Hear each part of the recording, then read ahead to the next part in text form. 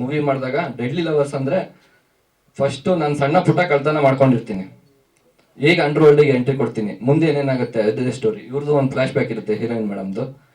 So ಅದರಿಂದ next ಏನೇನಾಗುತ್ತೆ ಅನ್ನೋದೇ movie story. ಅದೆಲ್ಲ ಥಿಯೇಟ್ರಲ್ಲೇ ನೋಡಬೇಕು. ತುಂಬ ಚೆನ್ನಾಗಿ ಮಾಡಿದ್ದಾರೆ. ನಾಗೇಂದ್ರ ಸರ್ ಕತೆ ಹೇಳಿದ್ರು, ಅವಾಗ ಅರ್ಥ ಆಗಿರಲಿಲ್ಲ. ಸ್ಕ್ರಿಪ್ಟ್ ಕೊಟ್ಟರು, ಅವಾಗಲೂ ಅರ್ಥ ಆಗಲಿಲ್ಲ.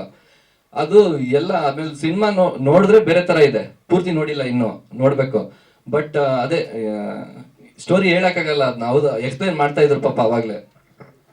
ಮಲ್ಟಿ ಲೇಯರ್ ಸೀನ್ ಒಳಗೆ ಸೀನು, ಅದರೊಳಗೆ ಇನ್ನೊಂದು ಸೀನು, ಅದರೊಳಗೆ ಒಂದು ಸೀನ್, ಆ ಥರ ಸ್ಕ್ರೀನ್ ಪ್ಲೇ ಆ ಥರ ಇರೋದ್ರಿಂದ ನನಗೆ ಫಸ್ಟ್ ಟೈಮ್ ಅಲ್ಲ, ನಾನು ಬಿಫೋರ್ ಮಾಡಿದ್ದು ಮೂವಿ ಬೇರೆ, ನಂದು ಬಂಜಾರ ಲ್ಯಾಂಗ್ವೇಜಲ್ಲಿ ಮಾಡಿದ್ದೆ. ಅದು ಬಿಟ್ಟು ವಸುಂಧರಾ ದೇವಿ ಅಂತ ಸೆಕೆಂಡ್ ಹೀರೋ ಆಗಿ ಮಾಡಿದ್ದೆ. ಅಷ್ಟು ಅದ್ರದ್ದು ಸ್ಮಾಲ್ ಕ್ಯಾರೆಕ್ಟ್ರು.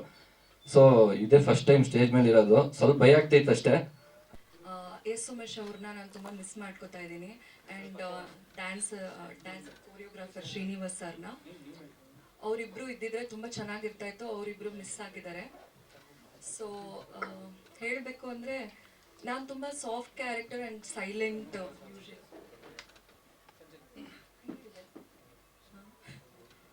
ಸೊ ಯೂಶಲಿ ನಾನು ತುಂಬ ಸಾಫ್ಟ್ ಕ್ಯಾರೆಕ್ಟರ್ ಆ್ಯಂಡ್ ತುಂಬ ಸೈಲೆಂಟ್ ಕ್ಯಾರೆಕ್ಟರ್ ಇರೋದು ರಿಯಾಲಿಟಿನಲ್ಲಿ. ಬಟ್ ಇವರು ನನಗೆ ಡೆಡ್ಲಿ ಲವರ್ಸ್ ಅಂತ ಹೇಳಿದಾಗ ನಾನು ಸ್ವಲ್ಪ ಬ್ಯಾಕ್ವರ್ಡ್ ತೊಗೊಂಡೆ. ಬಿಕಾಸ್ ನನಗೆ ಆ ಪಾತ್ರಕ್ಕೆ ಜಸ್ಟಿಸ್ ಕೊಡೋಕ್ಕಾಗುತ್ತಾ ಇಲ್ವಾ ಅಂತ ಗೊತ್ತಾಗಲಿಲ್ಲ. ಆ್ಯಂಡ್ ದೆನ್ ರಿಸ್ಕ್ ತೊಗೊಂಡ್ರೇ ಅಲ್ವಾ ಲೈಫು.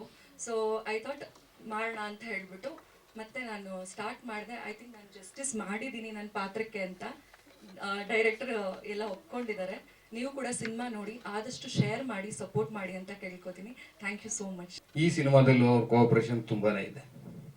ಅದೇ ರೀತಿ ಶೂಟಿಂಗ್ ಸಂದರ್ಭದಲ್ಲಿ ನಮ್ಮ ಲೋಕೇಶ್ ಅಣ್ಣ ಪ್ರತಿಯೊಂದು ಇದರಲ್ಲೂ ಪ್ರತಿಯೊಂದು ದಿನನೂ ಪ್ರತಿಯೊಂದು ಜವಾಬ್ದಾರಿ ತಗೊಂಡು ಈ ಸಿನಿಮಾನ ಕಂಪ್ಲೀಟ್ ಆಗೋದಕ್ಕೆ ಸಹಕಾರ ಕೊಟ್ಟಿದ್ದಾರೆ.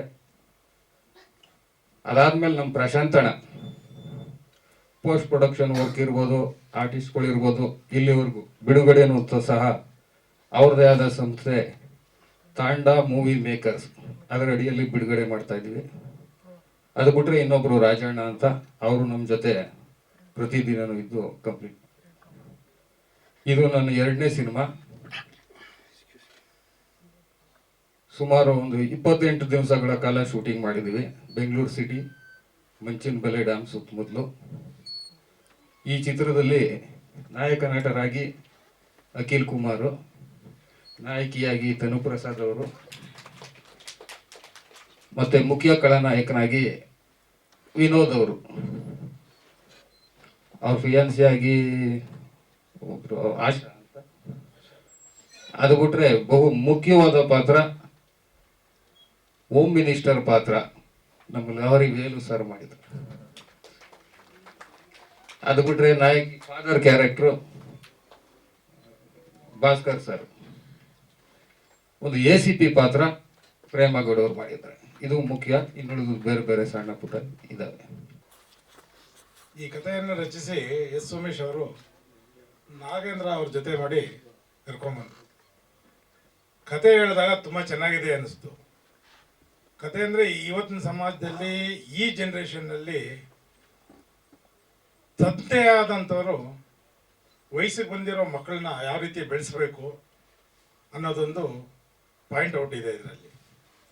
ಅದರ ತಂದೆ ಆದರೂ 2ನೇ ಮದುವೆ ಆಗಿ ವಯಸ್ಸಿಗೆ ಬಂದಿರೋ ಮಕ್ಕಳಿಗೆ ಮದುವೆ ಮಾಡ್ದಿರ ಮಕ್ಕಳನ್ನ ಹೊರಗಡೆ ಕಳಿಸಿದಾಗ ಆ ಹೆಣ್ಮಕ್ಳು ಏನಾಗ್ತಾರೆ ಇವತ್ತಿನ ದಿನ ಪ್ರಪಂಚದಲ್ಲಿ ಅನ್ನೋದಕ್ಕೆ ಒಂದು ಸುರುಳಿ ಕತೆ